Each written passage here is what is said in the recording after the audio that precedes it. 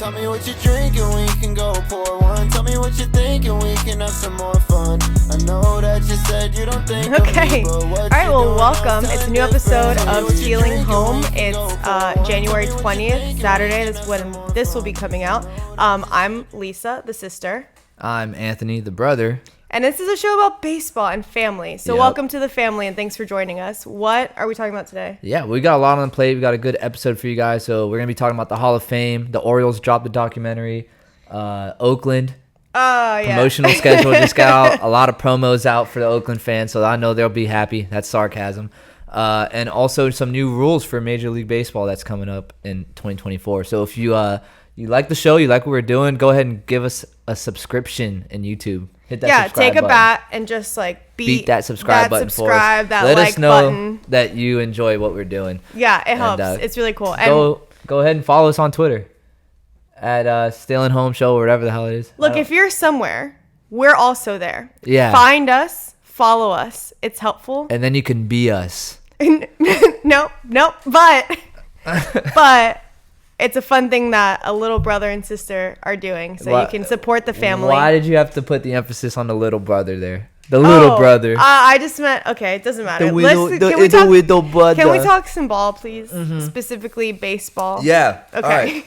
So getting into it, we got the Hall of Fame inductees for 2024 coming out. Right. Yeah. And that's coming out this Tuesday on MLB Network. So I don't know if you're familiar with how it happens. Yeah, so actually I was going to say someone was kind enough to Explain it. No, someone in a previous episode was really kind enough to give us good feedback on how like specific awards worked. So I was going to ask you, like, ahead of our Hall of Fame talk, can you explain exactly how the Hall of Fame works?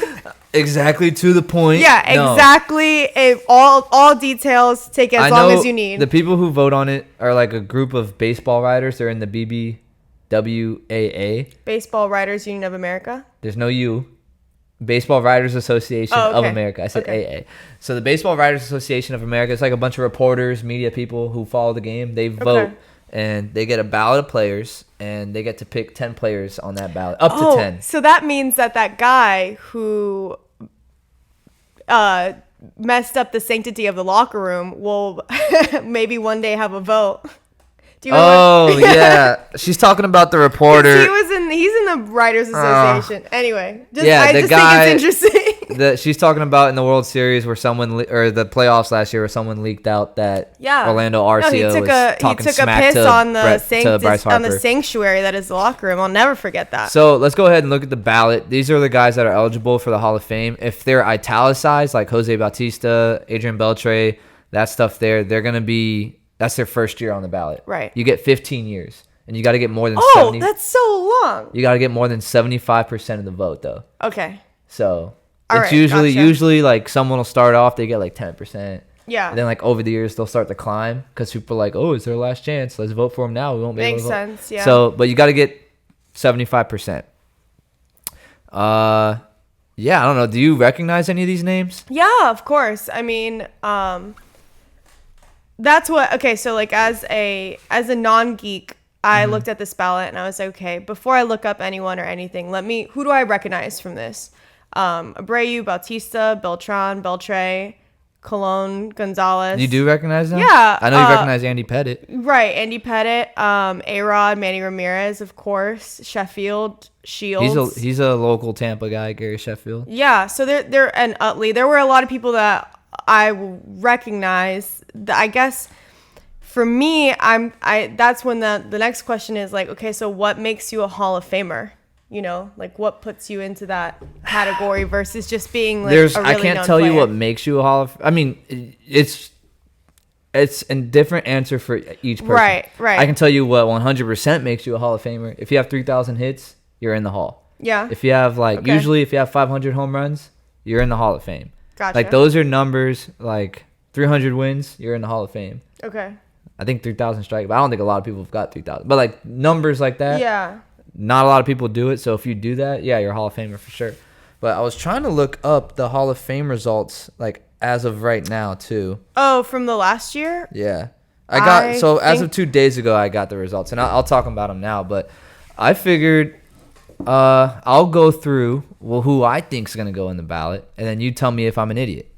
Well, I think so. Let me just say this. Yeah. My first question when you sent me the ballot was, how many people do I have to pick or not pick? You don't have to pick I don't a have single to pick person. anyone. Yeah. I think, and when this is going to come up in conversation, I know when we get into your ballot, so I'm going to leave it. All right. So based on where it stands right now, I think for me, Beltre would be like an obvious pick for this year. Okay. Even though it's his first year, I think that's probably makes sense. Why do you say who and why you going with them?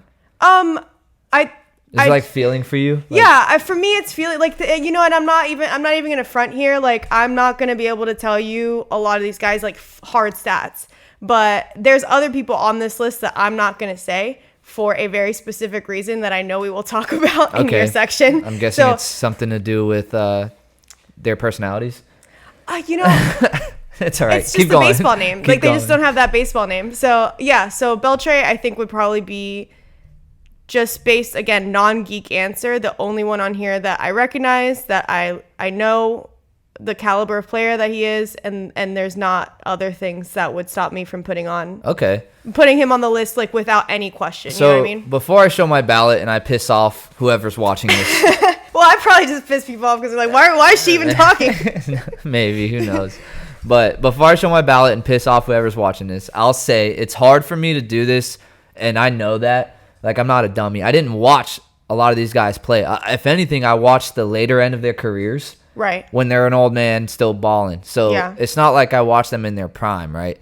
That being said, I just kind of looked at what their stats were, and then I also looked at my philosophy with the Hall of Fame. So I say, and this is me, I'm like a small room guy. Okay. With the Hall of Fame. I agree too. I don't want the Hall of Fame to be watered down. And I think that's why I look at this list and save what I'm sure we're going to talk about. Okay. Vis-a-vis like hairstyles that I don't like. We'll talk about the steroids. I know we're talking about steroids. Around it. We'll talk about that later because I think we might disagree on that. We might, but I think like when I remove that from this, that's why I'm like, I'm not gonna pick like 10 guys, you know? Yeah. I'm gonna pick one or two that I think are really at that caliber. Yeah. So again, before I show you guys my ballot, I'm a small room guy. In order for me to put you in the Hall of Fame, you know who's in the Hall of Fame right now? Well, maybe you can argue it's been watered down. I was gonna say there's a lot of people. But when you say Hall of Famers, who do you guys think about? Ruth. Babe Ruth. DiMaggio. Joe DiMaggio. Right. Mickey Mantle. Willie Mays. Wagner. Hank Aaron. Sure. Right. But you think of legends of the game, and I think that is what the Hall of Fame should be. So if I'm going to add someone to the Hall of Fame, I'd have to ask myself, okay, is this... Do they stand next to these guys? Are these are they in the same room as these guys? Because they're physically actually going to be in the same room as these guys. Right, yeah, we've both been there, actually. We've So both been to the Hall of Fame. It's okay, we'll see. So, and honestly, I made my ballot, and I'm not sure if even... I picked some people, and I'm like, I don't even know if they should be in there. Which, would tell you not to put them in. And that's why, again, as a non-geek, someone who doesn't feel like I can sit here and be very educated on the stats, I'm gonna pick the one person that I feel very confident about, and that's it. No, yeah. I mean, honestly, the people will probably be more happy with your ballot because at least because I might be too hypocritical here, but I went hard. I looked up stats because I'll be honest, I didn't watch him play, so the only thing I have to go off is numbers, right? And I did my best. Well, you saw some of these, like you said, you saw some of these guys towards the end. I mean, yeah. Maybe you were young. You are younger than me, so maybe not as much. But I remember watching some of these guys. So, but I put this together. The average Hall of Fame hitter. Okay, this is good to know. The average Hall of Fame hitter, batting average 303. He had 2,300 hits around there. Okay. 2,200 home runs, 1,200 RBIs, and 200 stolen bases. That's the average hitter. And you got to remember, some dudes are going to be in there because they're power hitters. Right. Their average might not be there. They might not have too many hits. But they excelled in one area. They hit a bunch of home runs. Or and vice versa. They might not hit any. You're a pitcher, but, Yeah, and whatever. The pitchers, they usually were around 230 wins, which people are like, oh, wins and losses, not that important, which it's really not. But in the Hall of Fame, it kind of matters in my head a little bit. Okay. How many wins did you get? And then the ERA was around 3. And they usually had 2,000 strikeouts. And everyone in the Hall of Fame on the closing pitcher end is 300 plus saves. Right. So, we'll see. So I'll just rip the Band-Aid off. I'll show you guys what I'm thinking for my ballot, and that's really I can just see. Okay, this is like really similar to like what I was thinking too. When it comes to the your red is the same as my red. I heard people on the other side of the screen like, oh, what do you don't have Joe Mauer? Gary Sheffield's not on there, like, you know. Well, explain the key first. So obviously anything that's black, they're in the Hall of Fame. I bubbled their dot. Anything that's red is someone I would put in the Hall of Fame, depending on what your view is and if roid guys should get in. So what I can go player by player and tell you what I thought of them, or you know we can have that discussion now. Like, should steroid guys be in the Hall of Fame? Well, let's go with. What is your take as someone who's like on the steroids thing? No, should Barry Bonds and other dudes, Andy Pettitte, Manny Ramirez, should they get in the Hall of Fame? I mean, their numbers are great, but that's a tough question because I mean, first of all, I don't think any of these guys get in. This is my personal opinion. I don't think you let any of these guys in if Barry Bonds isn't in. Okay. Right? Like you start there because he's like the top of this, and I'm not going to sit here like when I saw Gary Sheffield, did I not want to put him in the Hall of Fame? Yes, I did. Obviously, I was like, hell yeah. A-Rod maybe not as much, but like I want A-Rod. I like A-Rod now. Yeah, like I'm an A-Rod fan. Statistics wise, yes, fine, you can get in there, but you know, Manny Ramirez, Andy Pettitte, I saw these names and I was like, oh yeah, they should definitely be in the Hall of Fame. But then you stop and you're like, actually, wait, hold on. Like, this is what I'll say. I just want to let me get a little on my soapbox here with steroids in baseball, right? So 1994, the strike happened. Pissed off a bunch of baseball fans. Everyone knows this. Baseball was struggling. How do we get people to watch our sport again? Dudes are juicing, looking like bodybuilders, hitting bombs, right? And you have records like never have baseball players looked as jacked as they did. Yeah, and you had records that had stood the test of time. Like Roger Maris, 61, hadn't been broken in like 40 years, 50 years. Right. And then all of a sudden you got Mark McGwire, Sammy Sosa, and Barry Bonds. In like what? It's consecutive years. They broke it. Right? It was like within days or something. They broke it like 7 or 8 times in a span of 3 years. Yeah, like if that doesn't bring a red flag, and look, the two things can be true at the same time. That's true. One, it was awesome. It was really exciting. You see guys hitting bombs, and like they're going for the home run race. You see guys breaking records that have never been broke before. That's really exciting, and it got people to go back to baseball. And that's part of the problem is that Major League Baseball kind of turned their back. They turned a blind eye to it, exactly, because it was bringing in people. Right. But another thing can also be true as well, that it's kind of it's a tragedy that you had something that was a historical record that means things to people who watch that guy play, Roger Maris, right? And like baseball fans who.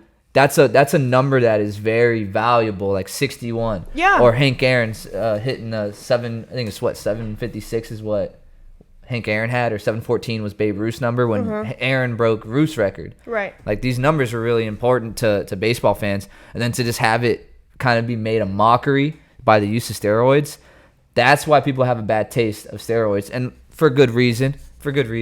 But I don't think me personally, let those guys go in the Hall of Fame. Because are you the people that are like make a special wing? Yeah, like, I've heard that. I've heard that take. Not even a special wing. Building. Put them in the Hall of Fame, and I'll tell you another thing. But just put them in the Hall of Fame because those guys were stars in their generation. Like they were. I mean, regardless of steroids, if they were all clean, they probably would still be great ball players. Everyone knows that. But they were stars of their generation. Put them in the Hall of Fame. Everyone knows the history. Right. Everyone knows about the records that, hey, these records are muddied up because of the use of steroids. Well, yeah. But so just let them in the Hall of Fame because and the real reason why, too, and my ending point with this, the reason why you should let steroid guys in the Hall of Fame is I'm pretty sure there's probably guys in the Hall right now that are on steroids. They just never got caught or they were never successfully caught. And then also, what the bad part, too, though, is what about the guys who are clean? Like Fred McGriff, he's in the Hall now, but it took him so long to get in because his numbers were really good, but they were nothing compared to, like, the steroid guys. So, like, they kind of, when the water's muddy, like, it's either, I agree with you. It's like either let them all in or let none of them in. And that's just it. And so there let needs, them all in. Yeah, I don't know. It's tough. It's really tough because you look at the players that you're leaving out, and they're historical figures. That's what I was trying to get at. Yeah, I was trying to find the words. Like, they are historical figures. Like, you don't think of baseball in the last like 20 years without thinking about A-Rod or Manny Ramirez or Gary Sheffield. Like, these people are icons, right? And they're not going to be. So that means 20 years down the road, 40 years down the road, people are going to be going to the Hall of Fame if they still do that. And then like they're going to be like, why isn't A-Rod? You know, like those are going to be questions. I think they'll always know. And yeah, honestly, maybe. even on the plaque, put a physical asterisk on the plaque. I don't know about that. You know what I mean? But like, to your point, denote that was associated or was, found, tested positive for PEDs. Like, for the guys who stay clean, to your point though, like, stats wise, then you've got. But then there's guys that don't get caught, and you can't tell me that there are not people in the Hall of Fame right now that just didn't get caught. There probably is. There's got to be at least one. Let those guys in. Let Pete Rose in too. That's what I'll say. Oh, okay. I did want to talk about Pete Rose. You did? Yeah, because I saw a lot of people talking about this, and I was like, about Pete Rose? Yeah, and I was like, because they were like, put Gary in and put Pete in too, and I was like, what is this situation? It's an annual thing with baseball fans. Pete Rose is the all-time hit leader, and he's not. Do you know why he's not in the Hall? He gambled, right? Yeah. Yeah, it was like a big scandal. He gambled on baseball. Yeah, which this is the only thing I wanted to say, but go ahead, because I was going to say, which is ironic, because now you see FanDuel and DraftKings. That's what I was just going to say. all over the place. Here's the crazy part, and I personally... Players still can't bet on themselves. That's fine. And coaches probably shouldn't bet either, to be fair. He said he never bet against himself. Okay, He kind of screwed himself though, because he lied and said he didn't do it for the longest, and then as long as it's not a Black Sox situation where you're betting. Yeah. But anyway, like, I'm looking at this and I'm like, it's so crazy. Like, guys, do we not? We live where you can bet on anything. You can bet on darts. On the guy. You can be like, I think he's gonna flip his bat backwards, not forward. Like, it's crazy. Like, you can bet on like the minuscule parts of this game, and not just this game, any game. We've allowed so much gambling in all sports, and to not let this guy in over that, I just feel like, come on. He was a player first, right? And then he was a player, and then he was a player manager. Right. And then he was a manager. Yeah, I understand. I understand the rest of this. He's done everything. But put him in. Yeah, get him in the Hall. Get him in the Hall of Fame. What are you talking about? And the Royds guys, I don't know. I'm personally still very conflicted about the Royds guys. Let him in. I see the point, especially with like a Barry Bonds, about, not only obviously this guy is like would have had numbers regardless, like you can't take that away from him, but also they allowed it to happen because they knew what was going on. Oh yeah, we all know that. Baseball, like, we know the story. Major League Baseball was complicit. So let me show my bout again, and then let me go so I don't get go through all the guys. So I don't get crucified, or maybe I'll just add fire or flame fuel to the fire. Fuel to the fire. Yeah. I don't add flame to the fuel here. I just like. I'm kind of surprised James Shields wasn't on yours. I'm realistic. Like, he's not a Hall of Famer. Okay, all right, that's good. I'm just surprised. Dude, there's surprised. So like based on feel for me, right? I'll tell you what I think based on feel and what I think when I looked at their numbers, because again, I didn't watch these guys play except for like maybe like the final 3 or 4 years of their career. Okay. So Bobby Abreu, like, again, I watched maybe the final few years of his career. He played 18 seasons. He was an All-Star twice. Which, when you're looking at Hall of Fame, back in the day, the All-Star team was the All-Star team. Now you got to have a player from every team, so someone might get snubbed. That's lame. It's lame. So now, like, if you look at All-Star selections, they're not as valuable, because you could have a scrub, like, on some scrub team. Right. Make it when but they probably he's just the best guy on that team, exactly. They needed someone in that position, so might as well pick someone from that team. And the All-Star team's kind of turning into a popularity contest, which it's always been. But so Bobby Abreu, 2 All-Stars. He's got a Gold Glove. He hit 291, 2,400 hits, and he's got 288 home runs, 2,470 hits. Okay. So that's a lot of hits. That's a lot of hits. I had him in the maybe category. I really couldn't make my mind up. He's also got 400 stolen bases and hit 284 in 20 playoff games. I put him in the maybe just because I don't know. And if it's his last year, you're gonna vote just because. No, probably Okay, not. But he's a maybe for me because when I hear Bobby Abreu, I'm not like Hall of Fame. I'm not like DiMaggio, Ruth. Well, and that's why my vote was Yeah. for the one I was like, that name, yep, you're in. Yeah, Everyone else, I'm like, eh. I know there's levels to Hall of Famers too. Like Harmon Killebrew is not Babe Ruth, right? You probably don't know who Harmon Killebrew is, but he was a dog. You could have said like plastic bag, trash can, and I'd be like, Yeah. okay, yeah. Well, what about Dennis Eckersley?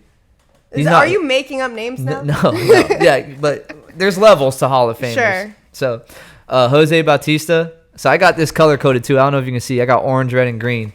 Bautista's red for me. He ain't getting in at all. And I like Jose Bautista. He's one of my favorite players. He was a dog, fun to watch. He has that famous bat flip. Not a Hall of Famer though. You can be a great player. Why? You can be a great player, Yeah. but not a Hall of Famer. That is true. To me, Jose Bautista was a great player, not a Hall of Famer. Okay. He played 15 seasons, 6 All-Stars. That's no joke. You're an All-Star, a 30-year career. 3 Silver Sluggers, too. Played right field. He hit 247, which is fine. He was a power hitter. He had 344 bombs, so not near 500, which is where I'd like to see a Hall of Famer. And 1,500 hits. I feel like if he had more hits and more bombs, then yeah. Like if he played longer. Okay. That's another thing with Hall of Fame too, is like longevity. Like, can you be consistently really good for many years? Right. That's Hall of Fame. Yeah, because I mean, you get injured and stuff. You don't play. You're losing time. Yeah. Carlos Beltran, I had him marked down, and I just remember him on the Mets Yep. as one of the Mets players. He played 20 years. He was a Rookie of the Year, 9-time All-Star in 20 seasons. It's pretty good. He's got a World Series ring. He's got 3 Gold Gloves and 2 Silver Sluggers. He played 65 games in the playoffs and hit 307. So I think that's a big part of it too. Like if you're good in the playoffs, like that's when all eyes are on you. Okay. You got the clutch factor. No one else was better in the playoffs at being clutch and getting RBI hits than David Ortiz. And he's a Hall of Famer to me, like Hall of Fame. Well, is he not in the Hall of Fame? Yeah, he is. Okay, yeah. That's what I'm saying. Like, Yeah. easy. So Beltran, he's got 27-25 for hits, 2,725 hits, 435 bombs. I said, screw it, get him in. Honestly, I could see someone telling me I'm wrong on that, and I probably agree with them. That's why I'm like, it's tough for me. I don't really know. Beltre, easy yes.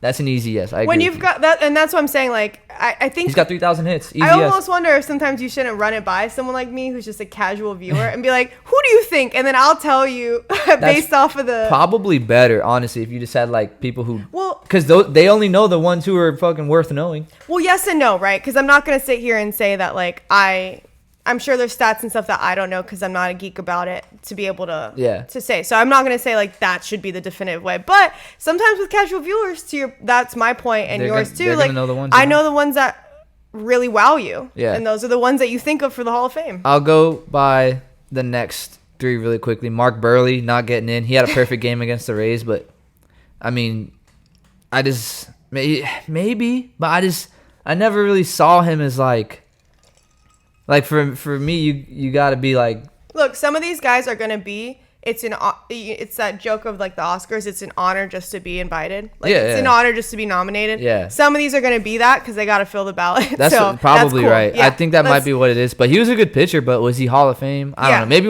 when I didn't watch him, I watched him on the White Sox, like throwing perfect games against the Rays, which you would say like, oh, how many people have a perfect game? I was like, yeah, but come on, that's a perfect. Well, game's nowadays luck. an entire bullpen can have a perfect game. So Bartolo Colon, 21 seasons. He's 's got a Cy Young. He's 4-time All-Star, but he was roided up, so I didn't put him in there. Also, and even though, with the roids, though, I don't know if he still gets in though because he had a lot of bad years on top of like some good years. I don't think so, but I will give him this Hall of Fame for baseball names. Great baseball Bartolo name. Colon, Yeah. Hall of Fame in terms of personality. You know what his nickname is? No, what? Big Sexy.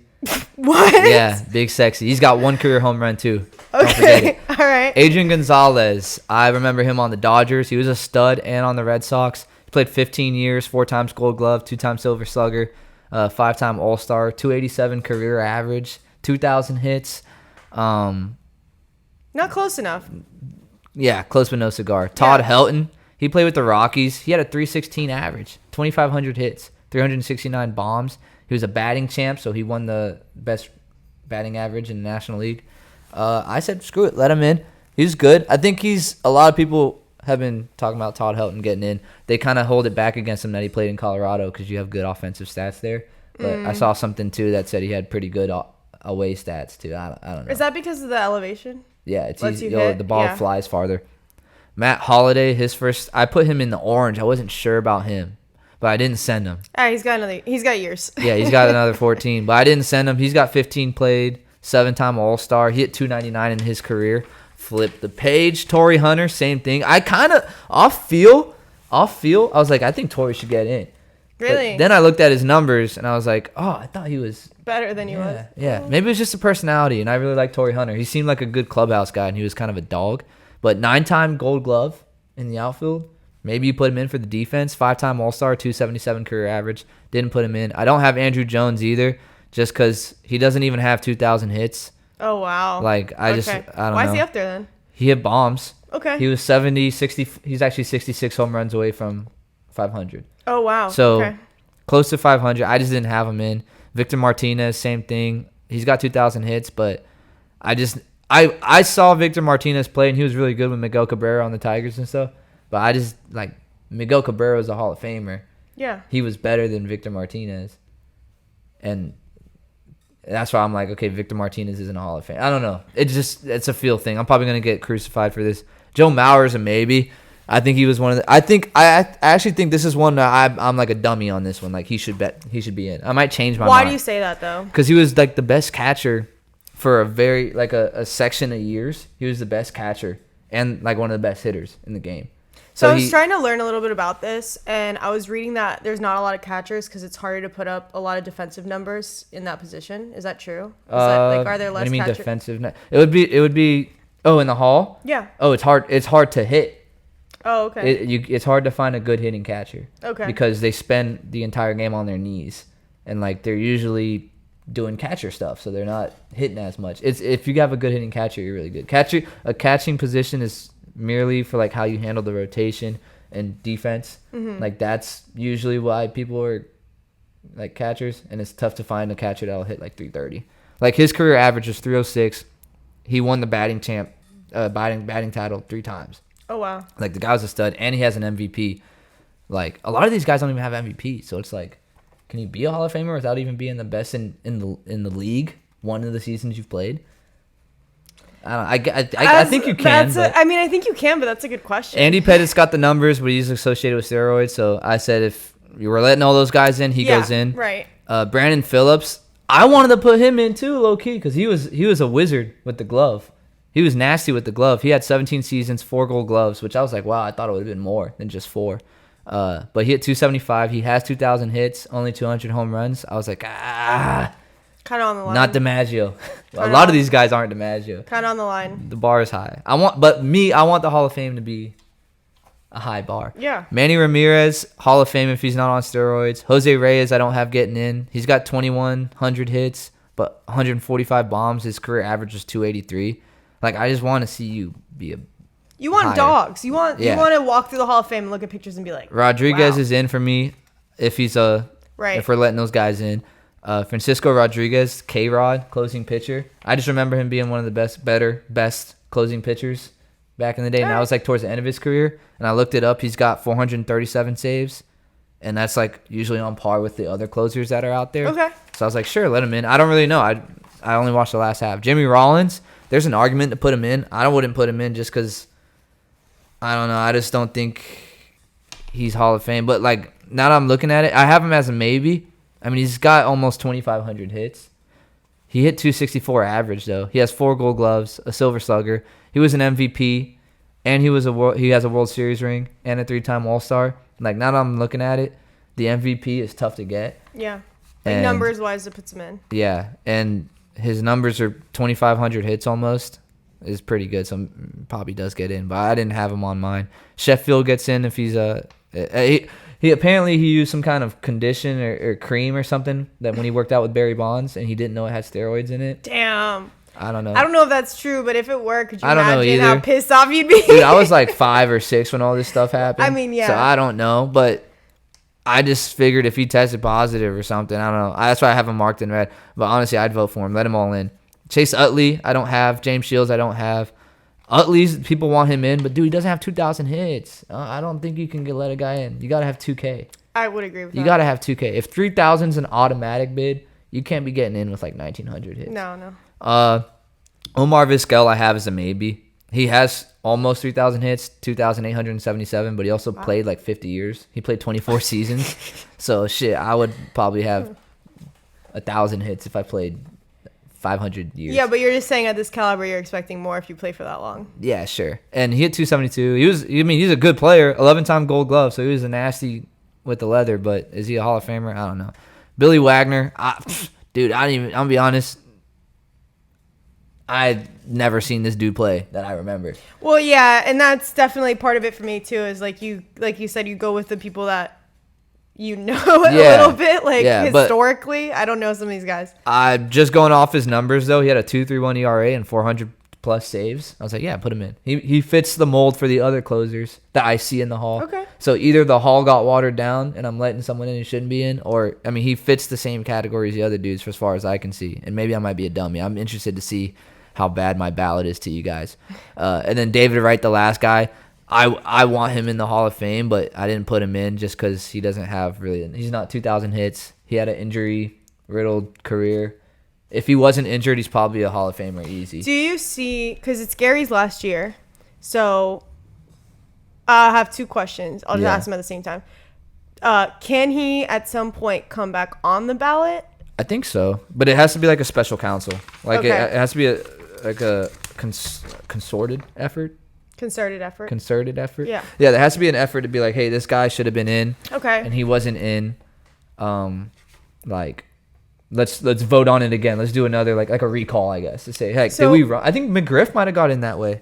And I asked that I'm not because sure. we've got, so it's Sheffield's last year, and then we've got like three other players. It was Pettit, Rodriguez, A-Rod, and Bonds and Ramirez. McGuire. And so I was going to say, like, yeah. When are they going to address the steroids issue, I guess, is the question. Like, because like I said, I don't think you let any of these guys in unless you let Bonds in, but... Yeah. But so then do any of these guys, so they just never make it in? Are we never going to, it's like that family secret we just never talk about? We're just not going to do it? They got to figure it out, though. I'll say that. I don't know. I really don't know the answer. Because you keep putting these guys on the ballot. Oh, here's my question. Like, why even, why even have them why on the even ballot? put them on the ballot? Yeah, that's a good point. And I guess you're putting them on the ballot because you've never said, oh, we won't let them in. Because there's no rule about if you've done it, you can't be on the ballot. Right. And then maybe it's just the riders just saying, we won't put these guys in. So maybe it's just an artificial thing that the riders don't add them. Right. And the only one that's what I stopping think them, is happening. The only one stopping them, like the only people stopping having those guys in is the riders. Right. But they're also making the ballot. So just don't put them on the ballot is all I'm like, don't. Yeah, I guess you're right. This just feels silly to me. This feels like a weird boy logic. Like just don't put them on the ballot. Agree. I say just put them in. Just put them in. He wants to put them in. Put them in. I don't know. I still don't know how I feel. I see both sides. I see compelling arguments on both ends. Because like you said, those guys were really good. They would have been good regardless. But they did do that. But then they got caught. The thing with steroids too is it's not like if I took steroids today I'd be able to hit 330. No, because hitting is hard. Hitting's hard, but also it helps. It does help. Well, it helps. Well, you're faster, stronger. Yes. Faster is probably really helpful. The biggest thing, right? Like that's what people think when they think steroids, right? Faster, stronger, bigger, like hit the ball farther, aggressive, harder. Yeah. But the real big thing with steroids too, especially in a game like baseball, the hardest thing in baseball, it is a marathon. You play 162 games. Recovery time? Recovery. Oh, okay. When you're on steroids, your recovery, you're fresh a lot more than other guys who aren't on it. So obviously you play better when you're fresh. Right. That's what's tough about baseball is, can you play good when you're fresh? Yeah, okay, you'll be in a lineup. Can you play good when you're not fresh? When it's game 130 and your knee hurts and your shoulder's sore? When it's can October, can you still make this happen? Exactly. Yeah. So and steroids, it's easier to do that, and that's the biggest thing too. But okay, good points. Cool. We'll see what happens, I guess, in the future. I think it's really silly, but let them in. We'll see what happens. Yeah, one more time. Look at my ballot. Interested to see how you guys will make fun of me and call me a stupid idiot. Oh, and while we have it up, I did pull up the results from 2 days ago. Updated results. So we're getting kind of like rolling. As of right now, 168 ballots known, and I do not know how many there are outstanding. But 2 days ago, with that 168 ballots, we had Adrian Beltre at 98%, so he's getting in. Joe Mauer with 82%, so he's getting in. So he's in. Todd Helton's in with 82%. Billy Wagner's in with 79.8%. Gary Sheffield was 74.4%. Wow. Andrew Jones is 72. Carlos Beltran is 66. Chase Utley's at 44. Alex Rodriguez is at 40, and Manny Ramirez is at 37. Yeah, those guys. I don't think that it sounds like Sheffield's got the best potential. Yeah, with 2 days ago, 168 known ballots. Beltre, Mauer, Helton, Wagner, and potentially Sheffield is like 0.6 away. But we'll see. I mean, again, my big thing was I don't think you let any of these guys in if you can't have the conversation about Bonds. Put them in. Yeah. Like that's what's let that man in. Let that man. If you're gonna have others, let that man in. That's all I'm saying. Or expunge the record and act like it never happened. Like you can't play both sides. In my head. That's what. Yeah. Fair. All right. Other news: the Baltimore Orioles are releasing, or they actually already have released the documentary for their 2023 season where they won 101 games. So part of me does think this is hilarious. What is your take on this? On the Orioles, because remind you, they won 101 games, won the AL East, and they've been bad for a while. I know. They won the division, and then they got swept in the playoffs. Oh, no, right. Did they get No. They did not get swept. They lost. But they lost. They lost in the playoffs. So, what is your take on the documentary that they dropped called 101? Well, I haven't seen it yet. I know we're going to watch the trailer in a second. Spoiler if you're watching this episode. Should we just play it now, too, before we get into it? Yeah. Actually, let's go ahead and watch the trailer. We got the trailer. Have you watched it yet? I have not. Okay, cool. But I'm about to play it. Most important thing we will cover tonight is the Baltimore Orioles. The AL East this year, one of the best and deepest divisions in the history of baseball. And it's the Orioles that are leading that division. How are they this good? 2023, baby. Vamos. I felt like the division was over in 2 weeks. Nobody's catching Tampa. And it is way out of here. Oh, my heavens. We've been going to battle in tight ball games all season. We've had to earn every win we've gotten. They've won games that they don't deserve to win. They're going to slide down, and they're going to be fortunate to be the third wild card team in the American League. Are people going to learn to stop criticizing Mike Elias? Ever? Time to turn your clocks back to mountain time. Mullins pulled up. Yeah, I think he hurt a quad. And Felix Bautista is going to leave this game. I was sitting in the stands, I saw the injury, and I'm like, oh no, we're kind of screwed. This will be 4 losses in a row for the Orioles, which would tie a season-high losing streak. Nobody said this was going to be easy. There is panic in the air in Baltimore. Panic that this thing is slipping away. When you have seasons like this, players show up that you haven't anticipated when you map it out in spring training. John Means is back atop the hill for the first time in 517 days. Mullins! He got it! Be serious! Oh my God! He cannot have just done that! Oh. He cannot have just done that! You look at this team, and they believe when they walk in the door every day, you have no shot of beating us. Taylor's going 1-2 pitch. Ground ball. It's a fair ball. It's down the left field line. It's going to roll to the sidewall. And Taylor loses the helmet. He's around third. He's going to score. This game is tied. This game is tied. This game is tied. It's kind of one of those things like, how can you not be romantic about baseball?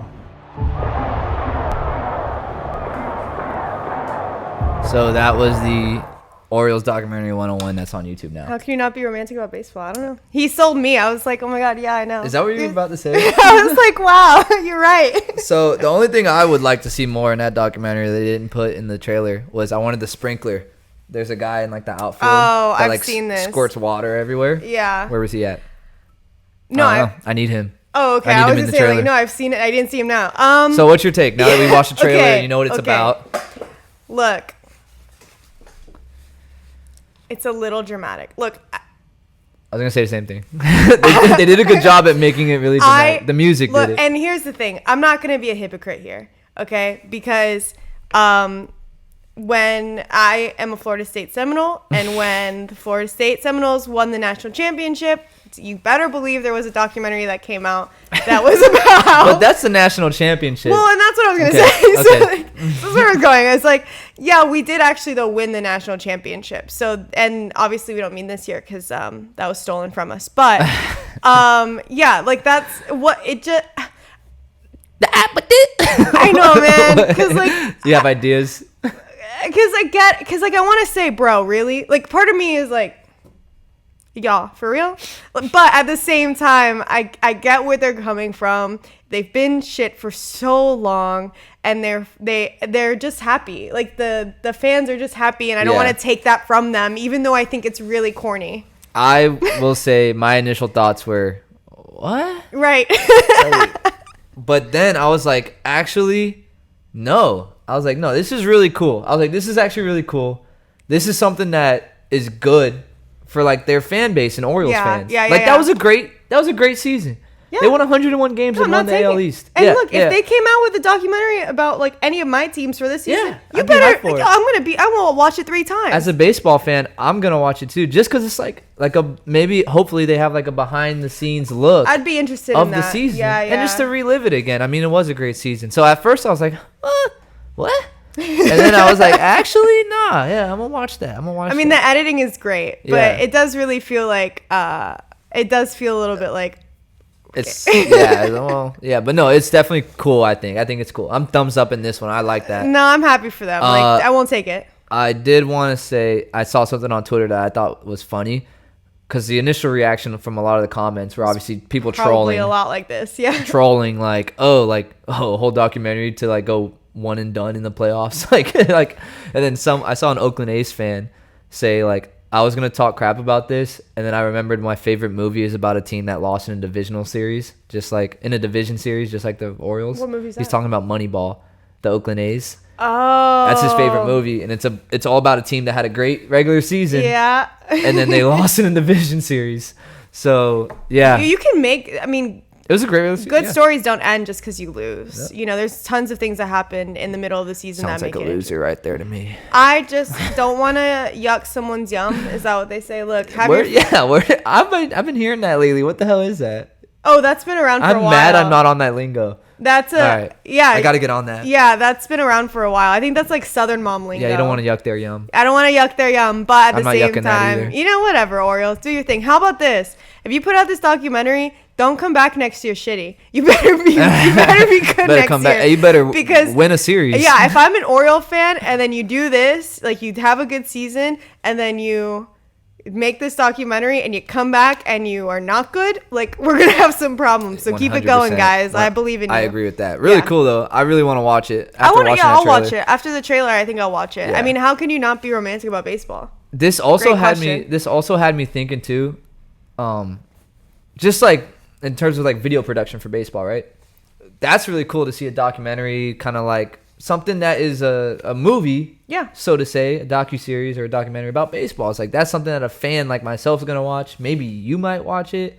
Yeah, if you're sports fans probably watch that kind of stuff. I don't think casual. You'll watch it. I would watch it, but I don't think like a regular Joe would watch. Well, it's because I'm not a baseball geek, but I am a geek about operations of large corporations. I think that's really interesting. So I'd be interested in the behind the scenes that was going on, like what they had to deal with. I wanted to bring up, because we talked about it a little bit last week about how to grow baseball's popularity. Something that's really cool with the NFL is Hard Knocks, NFL films. Yes.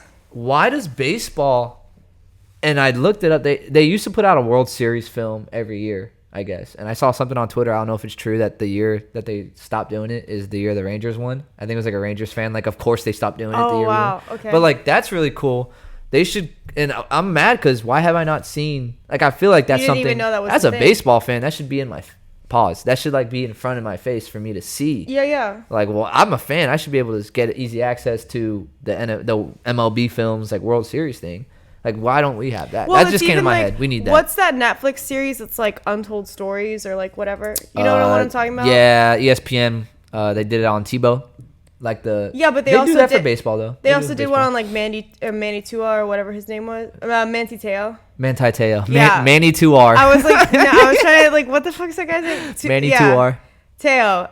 No, those and, like, are really cool. Because those are they're really cool. like, it doesn't always have to be like, you can't tell me that there's not really interesting things happening with the players, even if they're not on the team that's won. I would love to see a baseball version of Hard Knocks that follows a team during spring training. That would be really cool, And actually. like MLB, if NFL is the top, which it is in terms of their content, and I know we have, problems with the scarcity because NFL has 17 games, and we talked about it. We have so many games, so Yeah. obviously, but there's nothing stopping you from making a Hard Knock MLB version, like for spring training. There's nothing stopping you guys from doing that. I mean, there's a lot that goes on. Money probably might be stopping them from doing that. Yeah, I was but they gonna got say, money. It would also be interesting to follow like decisions around, like free agent stuff, either from the player like all the stuff that goes on with negotiation and stuff. But I'm sure I think it's probably harder to get that. They can't play that for like money, Yeah, for money and negotiation. I personal get stuff. that. Yeah. But like, to see like Hard Knocks goes into the front office, they cut people. Like, it'd be cool to have that.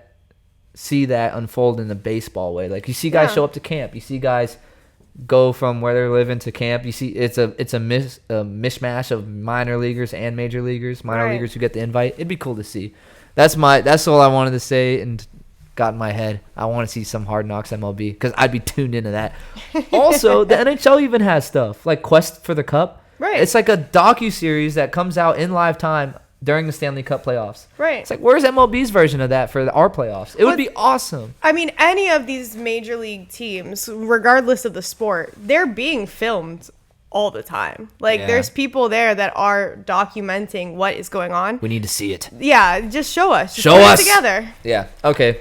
Yeah, so we've talked a lot about how the rules have changed and they've been kind of beneficial. I think we would both agree for baseball. We've talked about it before. So there are new rules coming out for 2024. Some of them I thought were I think they're good rules overall, but they're a little bit comical to me for reasons we'll get into. So if we want to go ahead, I sent you the article so you can show like just from MLB like what the rule proposed changes are. Yep. The first one that's not on here or not on your screen is the widening of the runner's lane. So they're adding the 6 inches to the runner's lane so that you don't have to run in foul territory. Okay. Right? That's good. So as a player, this seems to make a lot of sense, right? Yeah, 100%. Like most players will be happy. It was stupid because so running from home plate to first base, you had to stay in foul territory in order to not have interference. You basically called have to on do you. like one of these, like you have to do like an arc, right? You got to get out and then run back. If you've watched a Major League Baseball game, no one runs like that. Right, but in theory. Sure, you have to stay in foul territory if you don't want interference called on you, and it's the dumbest rule I've ever seen in baseball. It pisses me off every time it gets called because what is the runner supposed to do? Because they're supposed to be in foul territory, but the base is in fair territory. They're supposed to Danny Phantom and not get in the way of the like move your foot no, that's not going to happen. So it was a dumb rule to begin with. I think this is baseball getting it right by saying, look, you can run in fair territory. Like, that should have been a thing. Every other base, the runner creates his own lane. When there's a runner's lane, the runner creates his own lane. It should be no different going from home to first. Okay, makes sense. I think that's not what they're saying. Yeah, no, they're widening the lane. They're letting them run in fair territory. They're letting them run a little bit. Yeah, they're just going to widen that lane so you can run in fair territory and have a little bit more there's room. been so many times where a big play has happened and someone hits a ball like a swinging bunt right in front of the catcher and they're booking it down the line. And, I mean, they were just running down the foul line straight to first base, and then the catcher makes a bad throw. It's a bad throw. It's a bad play on the catcher because the first baseman should be setting up in fair territory, giving him a target, inside, giving him a target, and the catcher should be able to hit that guy in the chest and get the out easy.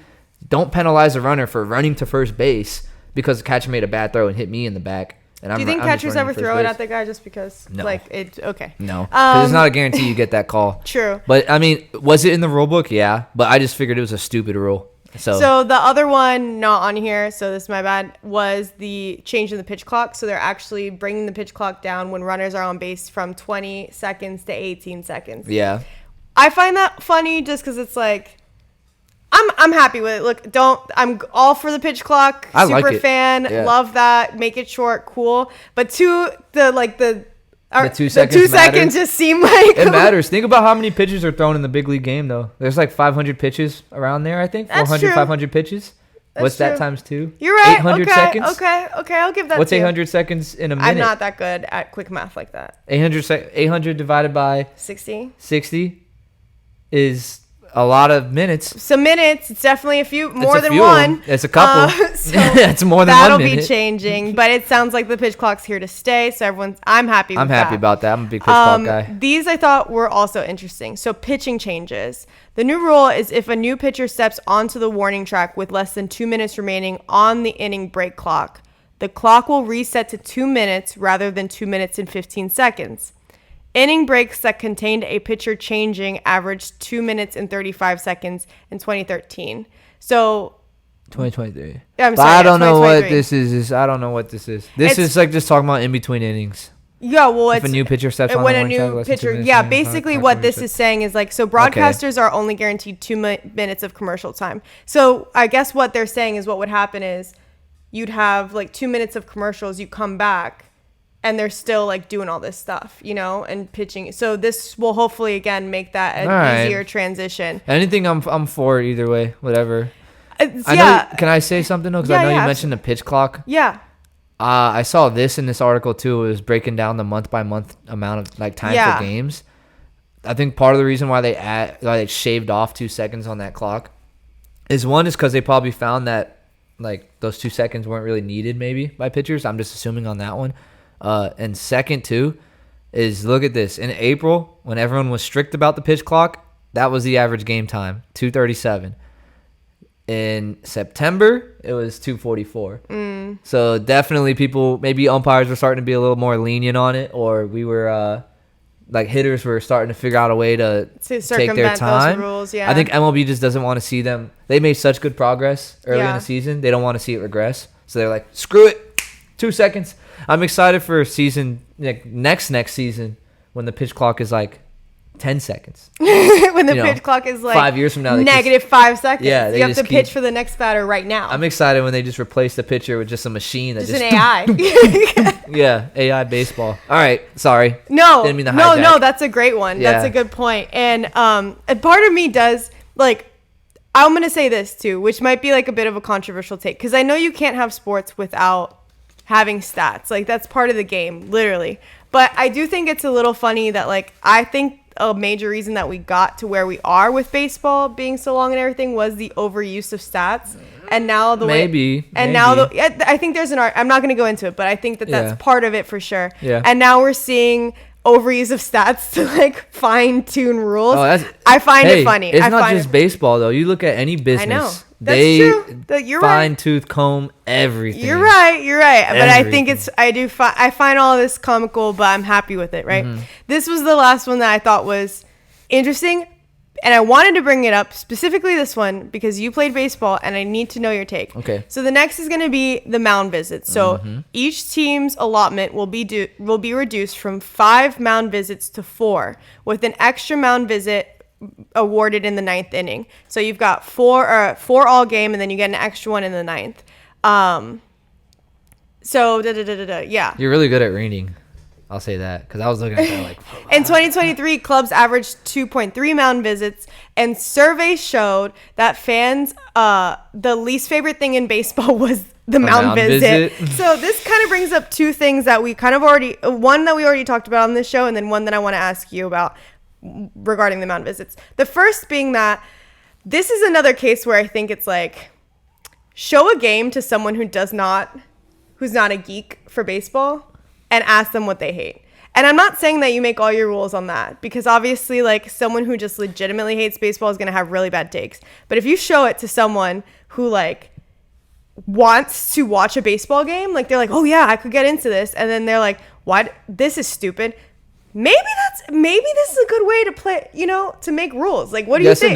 Yes and no. Okay, yeah. What do you think? Because I was gonna say, if you do that, you're just gonna end up with Major League Baseball turning into the Savannah Bananas. Yeah, that's a good. Which I like the Savannah Bananas, I like them over there. Right. Let them be They're over not there. baseball. They're good for what they are. Yeah. They're an alternative and a fun alternative. Yeah. In a show. Yeah. They're a show. But like, we need for people who are the hardos about baseball need them to have their Yeah. But like that doesn't mean that it's that you should tailor to some casual fans because that's the majority of your fan base, I'd say. Right, I agree. Like, and I think that's why I'm saying like I agree. I don't think that every single recommendation from a random fan. It might not be the majority of the fan, but it's at least going to help your fan base grow. Right. That's what I meant. Yeah, if you show it to people who like would just actually be interested in baseball, and then they're like, man, this mound visit thing is the stupidest thing I've ever. I hate watching it happen. If we start listening to like every it's like, oh yeah, if fans catch the ball, this should be an out. It's like okay, I don't want to go to a Yankees Rays game and then like be pissed off at the guy next to me because he dropped it. Like if you're not getting paid by the team, you shouldn't have an impact. No, your stuff should not count. But so that's that. I thought that was interesting. I would like to see more like. Back to my earlier thing about we're getting real deep in the stats on like pitch clock. Now that to see that we're surveying fans and we're seeing what they like too, I think that's really cool. I'd love to see more. I would love to see that whole survey. I haven't looked to see if it's available. It probably doesn't exist. They just it's one guy who's like, I hate these things. Survey showed. They just said that. But the other thing I was interested in, okay, so like what as someone who did not play baseball at like a higher level, what is the point of the mound visit? The point of a mound visit? Like if you're a third baseman. Yeah. What are you guys talking about? Sometimes they don't go in there. It could be anything. It depends on any point of the game. You typically go for a mound visit to talk to the pitcher. Like that's what it is. Okay, but what does he need to know? Okay, yeah. I'll tell you. So like if the pitcher's struggling to throw strikes and you think his head's not in the right place, the catcher will call time and he'll go out there and talk, right? And he'll say like, dude, like, just kind of, each player, so you'll say something to try to get him refocused, right? Or get him to calm down, get him to reset. That could be a mound visit. You think that's the same with like managers or coaches that go out there? When a pitching coach goes out there, it's usually for either a mechanical thing to remind him and reset, like you need to be doing this, or because you can scream that from the dugout. Sometimes, too, it'll be a time in the game where a situation comes up, a batter comes up, and the pitching coach is going to go out there with the catcher and maybe the infielders, too, so that they all get on the same page about how they're going to attack this hitter. Okay. How are we going to get him out? Or they're going out there for, okay, if he bunts, like in the postseason where people bunt, actually. Like, okay, we're going to do this if in this situation, like infielders, be ready for this. Like, first and third play, we're going to do this. Like, everyone get on the same page. That's pretty much what it is. What you can also use a mound visit for, too, is let's say an RBI situation comes up. You can, and I don't understand it, to be honest. I don't think it really has that much of an effect. But let's say guy walks or bases are juiced now, and, some dude's coming up to hit. There'll be a mound visit just to let that guy ice the hitter a little bit. Kind of like icing the kicker. So you just walk up there and be like, walk as slow as you can up. What's up? Yeah, dude, how you doing? You'll talk, but like really the main reason for it is like, oh, we're gonna like ice the batter. Let him sit there and think about it. Which I never got that. I thought it was. I get it, but I don't think it really has that much because you're also icing the pitcher. Like, and I was just gonna say like that. I think that's the one. I don't like. Okay, your pitching coach sees that, whatever. But like for you to go out there and like, just I guess give the pitcher a break and then ice the batter. I mean, that happens. I would say that's that like is rare. a waste of time. No, like but it's a waste of time. It's all strategy, but I think really the main reason for a mound visit is to talk to the pitcher and have him refocus, so that he doesn't walk the house. What do you mean? You have him reset, refocus. The guy just threw 6 balls in a row. The odds are he's probably going to throw a 7th one. Yeah, but if I'm shortstop or second, let me call timeout and go up there and say, dude, what do hey, how's it going? Like, he knows. I know he knows. He saw the balls. But you need a physical reset. Be like, dude, like, hey, throw it over the plate, get a ground ball. Like, seriously, that's what I've told people. If someone paused the game to come over to the mound and tell me you'd be a bad teammate to throw the ball across the mound, I would be like, I wouldn't say that. Thanks. I would say, look, I say, Lisa, hey, yo, you're good. Throw the ball over the plate. Let me. Thanks, bro. I didn't finish. I would punch you in the mouth. That's what I would punch you in the mouth. I'm so glad you came from short over here to tell me that you throw the ball I don't like that over either the mouth. because I would have team. I've heard that and I hear that in Little League all the time. All these kids are like, throw a strike. It's like, dude, I think he's trying. I got that. I think he's trying to throw a strike. I think I get the That's concept. not what I'm saying. I'm not gonna go over there and be like, bro, throw a strike. Have you tried that? I'm not saying that. Yeah, have you tried like getting the ball into that guy's zone? glove? In His glove. I would say, look, and you let me finish. I'd be like, dude, throw it over the plate, let him hit it, and we got your back. All you need is a ground ball. All you need is a ground ball. Sometimes you need to say that because like a lot of times too, they're trying. Sometimes pitchers forget that there's 8 dudes behind. Actually, 7 dudes behind them playing defense. Yeah, because they try to hit the corners and they're trying to be strike perfect. them out. That's what they're doing. They're trying to be perfect with their pitches. It's like, dude, you don't gotta be perfect, man. Let them hit it. We got you. We got you. And sometimes you gotta tell them that, and like it just having the reset, it works. It works. All right. And then there's a bad move if the guy throws 6 balls in a row and you don't go out there and talk to him because he will throw 7 and 8 and 9, 10, 11, 12. And if you don't go out there, you're a bad coach, a bad teammate, bad player, and your team's gonna suck. Okay. And he's a bad pitcher. All right. Mound visits are good, but 4 of them are fine. I'm cool with that. I'm cool with that. 4 of them. So these are the big changes. Just thought it got me a little bit excited for the 2024 season. So, and I'm glad. I would hate if you were my pitcher. I'm not going to any mound visits with you. I'm not seeing you on the mound at all. If I'm the pitcher, I don't need a mound visit. I'm good. Just like That's a bad teammate, and I'm not friends with you. You know what? I don't like mics when they're. I don't like the mic interviews when they're out there personally. It just, to me, it kind of exemplifies how little they're moving, which is not what you want from a sport. We need to start incorporating mound visits in the show.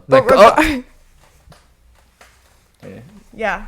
Just talking to the mic. Oh, fuck. Is that what we're doing here? Thanks, bro. I had no idea. I'll be right here if you need me. Okay. I'm right behind you. Got my back? You got my back, bro? Yeah. Mound visit. But, only got 3 more. We only got 3 more. I would pay to have the mics on when they do the mound visit. Yeah. Because I would love to hear someone go up to like Blake Snell and be like, bro, just put the ball over the plate and have him like, yeah, no shit, bro. Like, no shit. One of the best pitchers out here. You think I don't know that? I don't think that's what he's what not do you think saying I'm doing that. here? No one says that. What do you think they pay me for, bro? I hate you so much. I hate you so much. Anyway, that's usually the rule I've change. gone to a mound visit. And asked to do what he ate for breakfast. I want to hear that. Give me the tea. I've done that. I've just been like, is dude, your girl, I'm like, dude, what did you eat for breakfast? Yeah. He's like, where'd you get those socks? If he just walked like 2 dudes, what'd you eat for breakfast, man? Oh, I had like an omelet. I was like, yeah, dude, don't ever eat that again. Like you're like, dude, you haven't thrown a strike in 2 batters. Don't eat that ever again. Like, dude, if you need me to get you hash browns at the calf, I'll get you a smoothie. Do you want a smoothie? You need me to get you hash browns at the calf? I can get you a hash brown. Like, dude, don't eat omelets, please. And then they'll laugh, they'll loosen up. Like because like they're stressing, like, oh, fuck, I just walked 2 batters. Well, it would be funny if you came up and told me to throw a ball, because then I'd be like, no, thanks, okay. thank you for your help.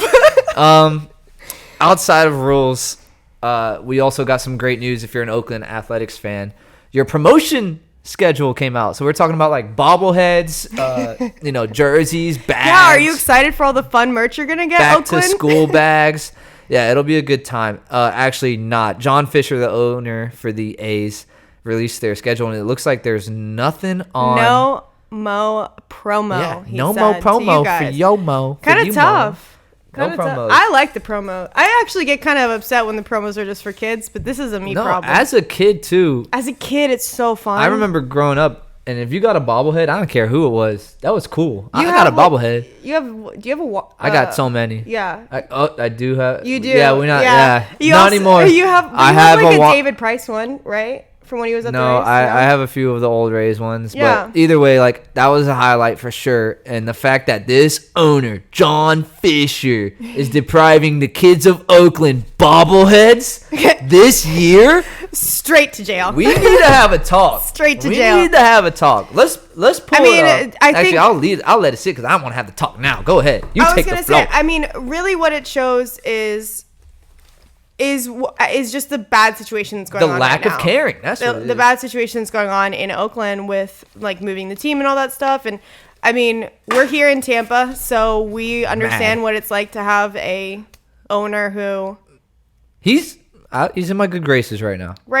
But for now, where things are tough, it doesn't make things easy. When the fans and the front office are not vibing like Philly does, then like you have issues. Not to make this about the Rays, but he was bumpy. Stuart Sternberg, owner of the Rays, was bumpy during the Montreal sister city stuff, but he's kind of went away with that, so I'm cool with him. And he spent a little bit of money. We'll see. But yeah, dude, what is up, Oakland? Oakland, babe, sorry. Dude, yeah, I'm so sorry for you guys. So I'll give you a little bit of a rundown on the entire Oakland saga from what I understand it as, and there might be more that I don't even know about. They want to go to Vegas. Well, define they. John Fisher wants to take the team to Vegas. Okay. I don't think MLB really cares where the A's play. They just want a new stadium. And they want markets. They want stadiums. MLB wants to expand to 32. They can't do that until the Rays and the A's get their stadium stuff resolved. The Rays have a plan. Oakland allegedly has a plan. Fisher wants to move the A's to Oakland or to Vegas. They had a rendering, but it wasn't even an official rendering of where they were going to put it in Las Vegas. They're going to put it on the site of, like, I think it's the Tropicana. It's like an old casino hotel over there. Okay. Irony. Yeah, well. And the thing is, I'm not sure if this is real, but I think Vegas might be a smaller market than Oakland. Or it would still be the smallest market in the major leagues if they move there. So I think that's probably true, but then they say they have got all the tourism, yeah. So, and that's the thing, right? So, one, you're complaining as John Fisher, the Oakland A's owner, you're complaining that your market's too small, there's no support for a stadium, so you're going to go to another small market because you're hoping that there's support for a stadium. Right. When there's like a teachers union there that's trying to boycott, like fight it in the courts, whatever. Yeah. But then also you're going to rely on tourism to fill up your stadium. What kind of atmosphere is that for a Vegas fan? If you're a fan of baseball, do you want to go to a stadium where there's not even your fans there? Because as a Rays fan, I'll tell you, that sucks when the Yankees come to town. You know what? It sucks. I'll say that. And it's to me, we talked about last week, like, baseball is a very local sport, right? There's some, like, they get into the communities and stuff, you know? Like, you have to be, your fans should be your local people. Sure. Tough to do when you're in a tourism place, you know? I don't know if that's helpful to the team. Also, Vegas, the hockey team over there, that guy, the owner of that hockey team, the Vegas Golden Knights, doesn't really, I don't think you can buy a ticket if you're not in that area in the lower bowl, or you can't wear a jersey. Like, he's very strict. He wants Vegas Knight fans in the building. Okay. That's not what this guy's saying. You see that a lot in hockey. Yeah, but that's not what Oakland A's guy is saying. Yeah. He wants anyone who will get a ticket. He just wants to sell tickets. Not a good atmosphere for the crowd, I could imagine. Two, he's saying, I think he's trying to sell it as if, like, similar to how the Las Vegas Raiders are. Dude, that's a football game. There's 8 or 9 of those a year. Right. I can plan a trip. If the Bucks are playing in Las Vegas, I can plan a trip to Vegas on a weekend. I'm not going to do that if the Rays are playing the Vegas A's. I'm not going to go to Vegas on like a Tuesday series. Yeah, and there's like that's multiple a really good point, multiple actually. series. Yeah. So like I can go if I'm going to go, it's going to be a weekend. It could be any of them. Yeah. Like it could be any of the games that we play over there, and it's like to bank your stadium on tourism as a baseball team, I don't think is a good move. Because there's so many games that we talked about so many times. Well, that's why that's my point about like being local, right? Is because you do have games on Tuesdays. You've got games like throughout the week, and there's so many games. Like, it's not the same kind of fanfare that you get with other sports. So, and then to continue with the stadium, so they want to go to Vegas, but there's not even a real plan in place for Vegas. There's not even a real plan in place for Oakland. They'll stay in Oakland. I don't think so, man. You really think they're going to move? I think he's made his mind up. He wants to get out of there no matter what. Because Oakland's still trying to keep him. I think Fisher's just, I don't know. And then I guess something just happened in recently too, where if they didn't have a blueprint, like set in stone plan in Vegas, then they weren't supposed to receive any revenue sharing for this season. And that was like the rule. Mm-hmm. They just waived it. Like, they're just waiving things. MLB's just waiving things in a play. Oh, wow. So, like, it's like, politics, it doesn't seem like there's really much logic or any sense going on. It seems like no one knows what's happening. One thing we do know is happening, though. You guys ain't getting no promotions this year. Yeah, and that's kind of sad because you're just further making things tough on the fans, you know? No bobbleheads. Yeah, it's like, hey, your team stinks. We're moving, and you ain't getting no bobbleheads. You're not even getting rally towels. No, you're getting a career education day and college fair. That really gets the people going. Youth and baseball, softball day. That's pretty cool, but pretty much it's just like kids. Yeah, but how do you? Kids go to the ballpark. Yeah. That's like every other day. Oh no, hold on. May 8th against the Rangers, guys, you have Weather Education Day in Oakland. Well, what's interesting is it's going to be raining green and gold, which seems like a concern for your city. Yeah. I would definitely look into that. I actually wouldn't even go to the game. I'd take shelter. Yeah. Don't go to Oakland I on would May not 8th. go to that game, actually. No, yeah. That sounds very It's gonna be dangerous for raining you and the green children. gold. Be careful over there. And it's a doubleheader, too. So. Oh, jeez. Yeah, be careful. It's just a disgrace. So, I mean, I know, Lisa, you thought about it, too. You were like, what's another team that might be similar? Yeah, because some teams have some teams have good promos. They have at least one. At least one a year. And in my quest to just find more reasons why the Milwaukee Brewers are impressive to me for no goddamn reason, I looked up their promo, and it's actually really cool. So this is an example of, like, you know, when... Look at this. When you like each Look other, at what this. you can get. Yeah. Wow. They got a basketball? That is tough. Yeah, so they've got they've got basketball jerseys, they've got these like knockoff Stanley Cups with their City Connect on it. They're doing a City Connect Hawaiian jersey. They've got the puffy vest that you Look, see there. The 2024 giveaways lineup is here, and it's stacked. stacked. And they were right. They're We're not talking lying. a Giannis jersey, Hawaiian shirt, and so much more. We're talking a Giannis jersey. Giannis. We're talking a Stanley Cup. We're gonna give it to They you. got a No, Stanley it's Cup good- in there for real? Well, I don't think it's a real one. Okay. It looks like that. It looks Whatever. like it though. It's a Brew Crew Cup. Yeah, no, Yeah, it's that's cool. sweet. The Giannis basketball. That is that's so pretty tough. cool. I like this one a lot. And again, I am consistently impressed with what the Milwaukee Brewers are doing. City Connect tumbler. That's awesome. A little a bobblehead. Boom. Bobblehead. No, they had the Gotta up have a ahead. You bobblehead. had the little belt bag. Yeah. What do they call fanny packs or Yeah. whatever? Like A Brewmaster shirt. Don't even like, know what that is, but I want it. I want it now though. Like I want that. This gets the one. people going. Yeah. Okay. These are good promo items. Unbiased question. Okay. Would you rather have that, Giannis jersey or Weather Day in Oakland? That's tough. It's tough because the thing about Weather Day is it seems like It seems like an event that is a once in a lifetime. It kind sounds of thing. terrible. If you're gonna tell me I'm going to a baseball game and it's gonna be a weather day, I'm immediately thinking rain. I don't want to go. I don't want to go. I'm just a soccer jersey. Yeah, this is a shame. No, they got really cool stuff. It and, is a shame. And it's a similar, like you said, similar market. We're not talking about like a Yankee or a it's not the like Dodgers. It's we're the not- Brewers. We're talking about Yeah. the Brewers. Like this is what you can do when you actually, I guess, care. Yeah. And look, and the Brewers have a stadium where they want to. I think they might have got funds, or they were looking for funds to renovate their stadium. Oh yeah. So, and I mean, hey, everyone's got stadium problems. Not And everyone's got John Fisher. It's not gonna. You know what? That's not gonna be an issue that gets fixed anytime soon. No. Well, I'll pray for you, Oakland fans. I feel terrible about this. It'll be you soon. Don't say that. It will. This It St. won't. Pete shit is not gonna work. I will bounce teams quicker than Giannis bounces the basketball. I've always said I'll be a Rays fan if they move to Tampa. Yeah, that's the only way. Well, maybe but- one episode will break down that when that that could be next. talk about weather day when that thunderstorm comes. We'll talk about that.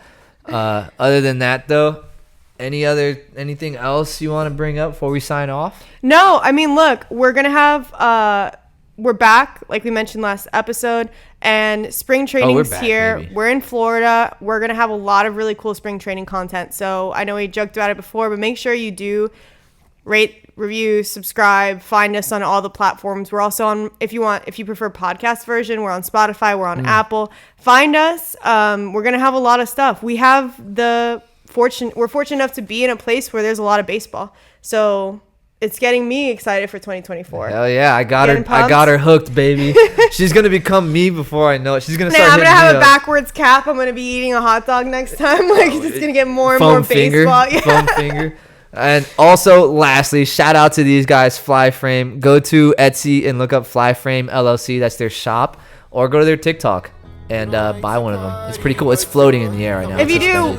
let them know we sent you. Yep. All right, guys. Till next time. Appreciate it. Bye. Peace. Tell me what you're drinking, we can go pour one. Tell me what you're thinking, we can have some more fun. I know that you said you don't think of me, but what you're doing now is telling